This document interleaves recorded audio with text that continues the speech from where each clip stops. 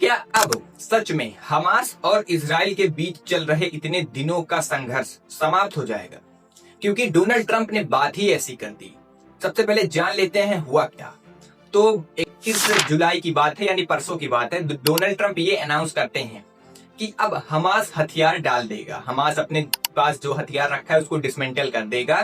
फिर वहां से इजरायली डिफेंस फोर्सेस पीछे हट जाएंगी और गाजा स्ट्रिप पूरी तरीके से शांत हो जाएगा। और गाजा में हम एक फिलिस्तीनी सरकार बनाएंगे और गाजा में एक पुलिस जो है बनाएंगे जो कि वहां की रक्षा करे। मतलब गाजा में पुलिस की भर्ती आने वाली है, आप लोग जाके ट्राई कर सकते हैं।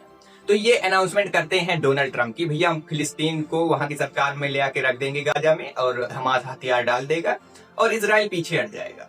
ये अनाउंसमेंट करते हैं बोर्ड ऑफ पीस के तहत। आप लोगों को याद होगा कि Donald Trump board of peace बनाए थे, उसमें जो 20 पॉइंट थे उसी में से एक पॉइंट है ये, और इस पे जो है डोनाल्ड ट्रंप अनाउंस करते हैं।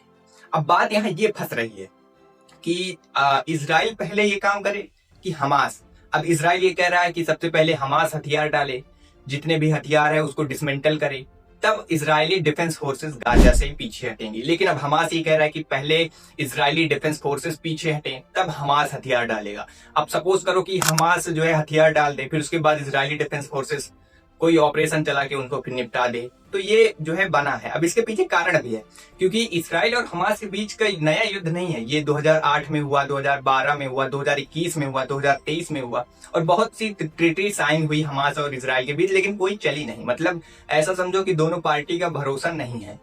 तो वही बात फंस चुकी है कि अब पहले कौन करे।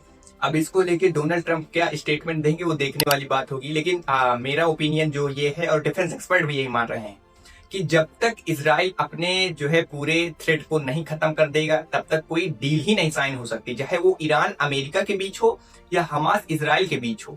अमेरिका पूरी कोशिश कर ले ईरान के साथ कोई डील बनाने की, लेकिन जब तक इजराइल साथ नहीं बैठेगा ईरान के साथ भी कोई डील नहीं होगी। ये तो हमास और इजराइल का ये तो फिर कुछ भी नहीं है।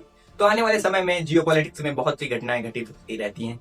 ऐसे ही जियोपॉलिटिक्स इक्वेशन को समझने के लिए हमसे जुड़े रहें। Thanks for watching. जय हिंद।